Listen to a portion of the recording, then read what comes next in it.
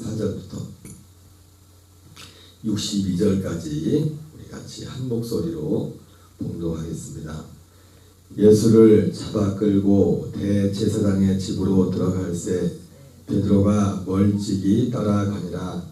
사람들이 뜰 가운데 불을 피우고 함께 앉아있니라.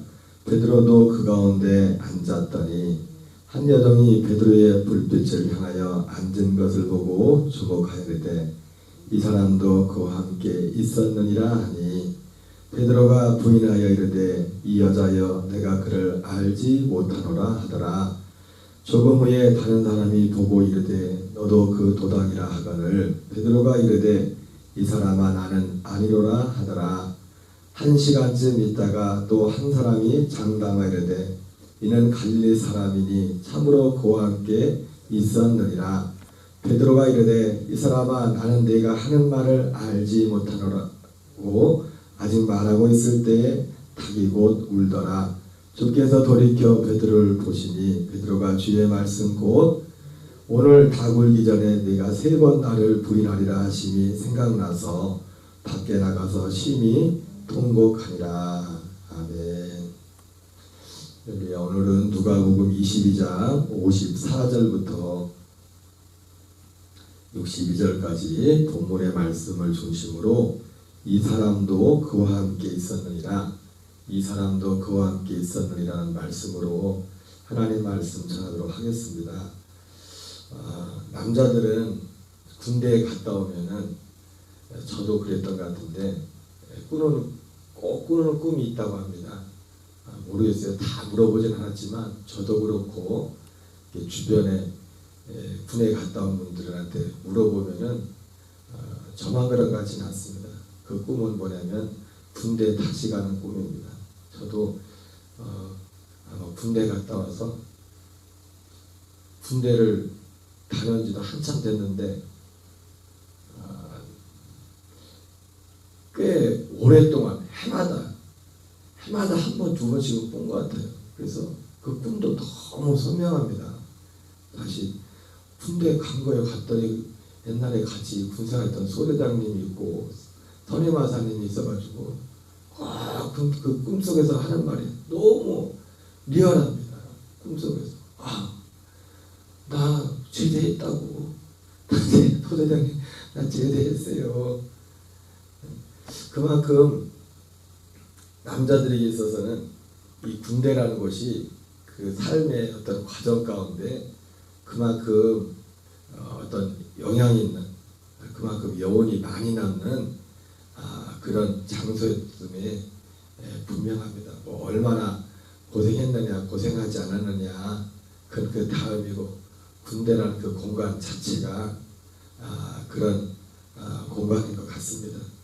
진짜 거짓말이 아니라 제가 군대 가서 첫 휴가를 이렇게 나왔을 때 지금도 기억나는 게, 뭐 저는 그렇게 어려운 부대 지나고 큰 어려운 부대에 있었던 것도 아닌데 겨울에 이제는 휴가를 나온 것 같은데 진짜 이 위병소를 딱 군대 위병소를 딱 통과하는 순간에 실제로 기분 탓이었는지 모르겠지만 그 부대 안하고 부대 밖에 하고 온도가 다른 거예요. 갑자기 온도가 달라진 것 같아요. 밖에 나오니까 너무 따뜻해진 것 같아요. 그 방금 몇 미터 안 되는 거기를 나왔는데 실제로 그런 어떤 느낌이 있었던 것 같습니다.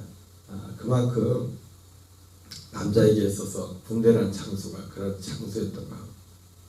우리 집사람도 최근에 뭔 얘기를 하다 보니까 일종의 이것도 하나의 직업과 관련된 건데, 어린이집에 있었을 때 어린이집 교사했던 꿈을 그렇게 또 자주 집사람 못 되더라고요.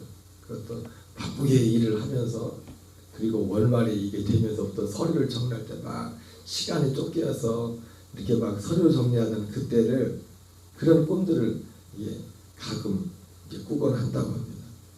제가 왜 서두에부터 이런 말을 하냐면, 아마 베드로가 이건 뭐 제 상상이지만은 베드로의 삶 속에서도 그가 어떤 꿈을 꾼다면 해마다 군대 다녀온 남자가 그 악몽이죠, 그죠? 악몽 같은 거. 군대 지냈는데 후대장님 그렇게 꿈속에서도 그렇게 했던 것처럼 베드로의 삶 속에서 오늘 이 사건 이후에 베드로가 살아있는 동안에 어떤 꿈을 꿨다면 아마도 오늘 이 장면이 이 꿈을 꾸지 않았을까 생각을 합니다. 오늘 예수님께서 이제 가룟 유다의 배신과 대제사장들이 보낸 사람들에게 잡혀서 이제 대제사장에 있는 그곳에 집으로 들어가서 이제 베드로가 이제 멀찍이 예수님을 이제 따라가는데 오늘 베드로가 예수님께서 미리 말씀했던 그대로 예수님을 모른다고 3번씩 부인하는 장면입니다. 54절부터 다시 한번 보면 예수를 잡아 끌고 대제사장의 집으로 들어갈새 베드로가 멀찍이 따라가니라. 사람들이 뜰 가운데 불을 피우고 함께 앉았는지라 베드로도 그 가운데 앉았더니 한 여종이 베드로의 불빛을 향하여 앉은 것을 보고 주목하이르되 이 사람도 그와 함께 있었느니라 하니 베드로가 그래서 이 사람도 그와 함께 있었다. 어떤 한 여종이 베드로에 대해 사람들 앞에서 말을 합니다. 여기에 베드로가 이제 첫 번째 이 사실을 부인하죠. 베드로가 부인하이르되 여자여 내가 그를 알지 못하노라 하더라.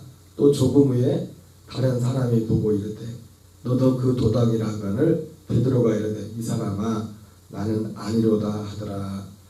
또 1시간쯤 있다가 또 한 사람이 장담해 이르되 그러니까 이 3번에 걸쳐서 베드로가 한마디로 이제 말은 좀 다르게 표현되어 있지만은 이 사람도 그와 함께 있었다. 이 사람도 그 도당이라. 이 사람은 갈릴리 사람이니 참으로 그와 함께 있었느니라. 3번씩이나 그것도 한 사람이 그런 게 아니라 시간의 간격을 두고서 각각 다른 사람들 앞에서 베드로에게 베드로가 예수님과 함께 있었던 사람, 예수님이 한 무리라는 것을 사람들에게도 확인을 시켜줍니다. 그러나 베드로는 3번씩이나 나는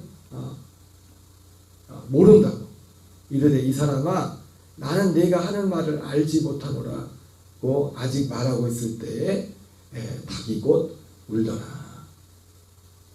주께서 돌이켜 베드로를 보시니 바로 그 순간에 베드로가 주의 말씀 곧 오늘 닭 울기 전에 내가 3번 나를 부인하리라 하심이 생각나서 밖에 나가서 심히 통곡하리라. 아마도 이 전체 장면을 베드로가 아까 서두에 말씀인 것처럼 남자가 군대 갔다 와서 몇 년 동안 해마다 군대 다시 가는 꿈을 꿨던 것처럼 아마도 베드로가 이 사건 이후에 나중에 베드로가 이제는 회복되고 이제 오순절에 성령도 받지만은 성령 받고 전혀 새로운 사람이 되지만은 악몽을 꿨다면 이 꿈을 꿨을 것이고 그리고 그 악몽이 아마 상상을 해봅니다. 그 악몽을 꿨을 때 그 꿈속에서 마치 이 소리가 막 들렸을 겁니다. 이 사람도 그와 함께 있었느니라. 이 사람도 그와 마치 옛날에 뭐 드라마에 나오는 것처럼 그런 것들을 상상해 봅니다. 그리고 자기가 나는 주님을 모른다 했던 이 장면이 강하게 그 아마 꿈속에 악몽과 같이 나오지 않았을까 그런 생각을 해보게 됩니다. 그런데 오늘 이 말씀을 통해서 베드로가 이 사람들이 3명의 다른 부류의 사람들이 베드로를 보고서 한마디로 이 사람도 그와 함께 있었느니라 이렇게 말했을 때 이런 어떤 객관적인 사실이었죠. 그러나 거기에 대해서 베드로가 3번씩을 부인을 했는데 그냥 역설적으로도 실제적으로는 예수님을 모른다, 예수님을 부인하는 그런 것이었지만 역설적으로도 이 사건은 어떤 면에 있어서 베드로의 삶 속에 틀린 말, 베드로가 거짓말을 한 부분도 있지만은 베드로가 세 명의 사람이 서로 다르게 이 사람도 그와 함께 있었다. 3년이라는 그 시간 동안 베드로가 예수님과 함께 있었던 그 실제적인 사건을 거짓말하는 그런 어떤 장면으로 볼 수 있지만은 역설적으로도 이 장면은 베드로의 삶의 어떤 신앙에 있어서 굉장한 터닝 포인트, 그 삶의 획기적인 어떤 터닝 포인트의 시점이라고 볼 수 있습니다. 예수님이 부활하시고 나서 베드로를 이제 만나죠. 부활하신 주님. 예수님이 베드로를 만나서 우리가 잘 아는 요한복음에 보면 베드로에게 3번의 질문을 하죠. 예전에 기억나는 것은 선배 목사님들이 말씀을 전할 때 예수님께서 왜 베드로한테 베드로야 내가 나를 사랑하느냐, 내가 나를 사랑하느냐 3번씩 이렇게 왜 질문을 했는가에 대한 그런 내용에 대해서 전에 그런 말씀들을 하셨던 것 같습니다. 참 예수님도 이게 얄궂은 것 같다. 베드로가 3번 예수님을 모른다고 부인해서 예수님도 똑같이 베드로한테 와서 베드로야 내가 나를 사랑하느냐, 네가 나를 사랑하느냐, 네가 나를 사랑하느냐 이렇게 3번을 물었다는 그런 말씀들을 했던 기억이 있는 것 같습니다. 물론 거기엔 예수님의 얄궂은 면이라고 그렇게 말한 부분도 있지만은 그거보다도 3번 베드로가 예수님을 모른다고 했으니까 베드로의 그 마음속에는 그 상처라는 상처 그것을 이 3번을 다시 그 질문을 통해서 3번의 베드로의 그 고백을 통해서 그의 그 실패를 회복시켜주는 어떤 그런 의미로 전에 선배 목사님들이 말씀을 했던 기억들이 있는 것 같습니다. 자, 그럼에도 불구하고 예수님께서 이 베드로의 삶 속에 그리고 부활하신 주님이 이 베드로를 만나서 이 요한복음에서 이 3번 베드로에게 그 사랑을 질문을 내가 나를 사랑하느냐고 물었던 그 질문 이후에 이제 예수님께서 베드로의 앞으로 있을 삶에 대해서 미래에 대해서 예언의 말씀을 하시죠. 그러면서 내가 베드로야 내가 젊어서는 스스로 띠뛰고 내가 원하는 것으로 다녔거니와 내가 늙어서는 남이 내게 띠띠우고 내가 원하지 않는 곳으로 너를 데려갈 것이다. 이렇게 예수님께서 베드로에게 말씀하시면서 사도 요한은 이 예수님의 이 베드로에 대한 고백이 베드로에 대한 예언의 말씀이 베드로가 어떠한 죽음으로 하나님께 영광을 돌릴 것인가에 대한 예언이라고 말씀을 드렸습니다. 거기에서 예수님께서 베드로가 어떠한 죽음으로 하나님께 영광을 돌릴 것이라는 그 예언의 말씀 가운데서 그 베드로의 삶이 두 시기로 극명하게 구분이 됩니다. 내가 젊어서는 띠뛰고 스스로 원하는 것으로 다녔거니와. 여러분 역설적으로 오늘 베드로에게 있어서 베드로가 예수님을 부인한 세 명의 사람들이 동일하게 내가 이 사람을 안다. 이 사람도 그와 함께 있었다. 이 사람은 갈릴리 사람이라 그와 한패다. 이 말을 할 때 베드로의 한마디 나는 저분을 모른다. 내가 장담하는데 난 저 사람을 정말 모른다. 이 3번의 베드로의 그 세 사람들에 대한 그 말에 대한 이 부정은 거짓말이기도 했지만 역설적으로 예수님이 베드로에게 대해서 예언했던 것처럼 내가 젊어서는 스스로 띠뛰고 원하는 것으로 다녔거니와. 베드로의 삶의 일생일대에 역설적으로도 나는 저 사람을 모른다는 것이 자기 예수님을 단지 부정하는 데서 끝나는 것이 아니라 예수님을 모른다고 부정하는 데서 끝나는 게 아니라 이 사건 자체는 베드로에게 있어서 지금까지 살아온 자기 삶을 부인하는 그런 어떤 터닝 포인트가 된 것입니다. 터닝 포인트가. 그 말 자체가 내가 예수님을 모른다는 것이 거짓말이지만 객관적으로 그러나 그것은 그에게 있어서 그동안 어쨌든 3년이라는 예수님과 함께 했던 그 시간에 대해서 거기에서 스스로 띠뛰고 원하는 것으로 다녔거니와 그것이 실제로 부정되는 여러분 우리에게 믿음은 바로 예수님께서 단지 한 예수님이 베드로에 대해서 예언하신 그 예언의 말씀은 단지 베드로가 어떠한 죽음으로 하나님께 영광을 돌리게 될 것인가는 단지 어떤 사건에 대한 그런 어떤 내용을 넘어서 어떤 한 사람의 믿음의 여정에 있어서 두 시기를 예수님께서 구분해 주는 것입니다. 내가 그래서 그 이후에 베드로도 사도 바울도 사울이었다가 바울로 이름이 바뀌는 그런 터닝 포인트가 있었듯이 오늘 역설적으로도 베드로가 3명의 각각 다른 사람이 이 사람도 그와 함께 했다는 그 사실을 지목했을 때 나는 모른다. 나는 저와 함께 했지 않았다. 그리고 예수님은 베드로는 자기가 그 예수님 말씀대로 그 세 번째 예수님을 부인하고 난 그 순간에 예수님과 눈이 마주쳤을 때 예수님께서 말씀하신 다 굴기 전에 3번 나를 부인하리라는 그 말씀을 통해서 그 말씀을 기억나서 통곡하며 밖에 가서 심히 울었지만 단지 인간적으로 예수님을 배반했다는 그것 때문에 단지 통곡한 것으로 끝난 것이 아니라 오늘 이 사건은 실제로 베드로가 지금까지 잡고왔던 그 삶의 한 모습 스스로 띠뛰고 원하는 것으로 다녔거니와 이 삶의 어떤 기반이 통째로 무너지는 그런 순간이었다고도 볼 수가 있습니다.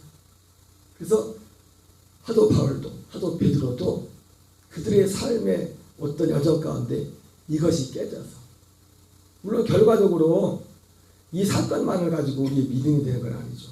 예수님이 부활하시고 나서 부활하시는 주님을 만나고 그리고 주님으로부터 그동안 살아있을 때 3년 동안 그렇게 들었던 그 복음의 진리, 감춰졌던 그 진리들을 그들에게 이제 드디어 그 눈이 열려서 어쩌면은 베드로에게 있어서 이 사건은 어쩌면은 하나님의 어떤 그의 역설적으로도 치욕스러워 아픈 순간이 아니라 그가 새로 태어나는 그의 삶의 어떤 큰 전환점이 되는 왜 그것이 무너져야 내가 무너져야 주님의 복음이 연합할 수 있거든요.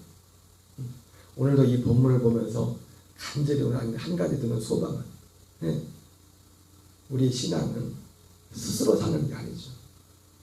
믿음은 죄는 뭐냐면 스스로 사는 것, 내가 사는 것이 죄라고 성경은 말해서 죄의 본질은 이것을 깨달은 사도 바울도 그 감격 바울도 갈라디아 2장 10절을 고백할 때 그 고백할 때마다 바울이 속에는 큰 감격이 있었을 겁니다.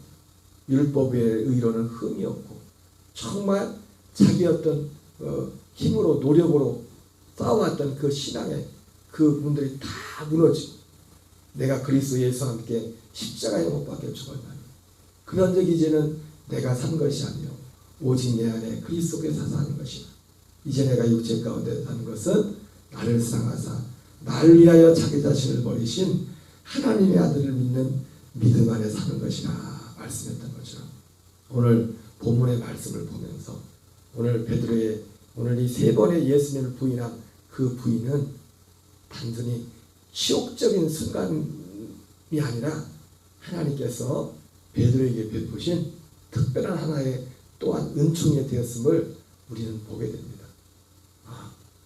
내가 죽고 오직 하나님의 기회가 하나님의 기회가 그 하나님의 약속이 이루어지는 삶, 그 약속 가운데 살아가는 그 삶, 그것이 하나님께서 우리에게 주고자 하는 온전한 믿음의 길인 것을 보면서 오늘도 이 본문을 보면서 우리도 우리 사도 베드로가 사도 바울이 우리의 참 믿음의 선배들이 달려간 것처럼 내가 사는 것이 아니요 오직 그리스도로 사는, 내가 젊어서는 스스로 띠뛰고 원하는 것으로 다녔거나 내가 늙어서는 네가 원하지 않는 것으로 남이 내게 띠뛰고 너를 데려가리니, 거기서 말하는 남은 결국 누굽니까? 눈에 보이지 않는 성령, 내 안에 계신 그리스도로 살아가는 이 복을 바울이 베드로가 받았던 것처럼 우리의 삶에도 이 은혜의 은총으로 충만하시기를 주의 이름으로 축원합니다. 주기도문으로 마치겠습니다. 하늘에 계신 우리 아버지여, 이름이 거룩히 여김을 받으시오며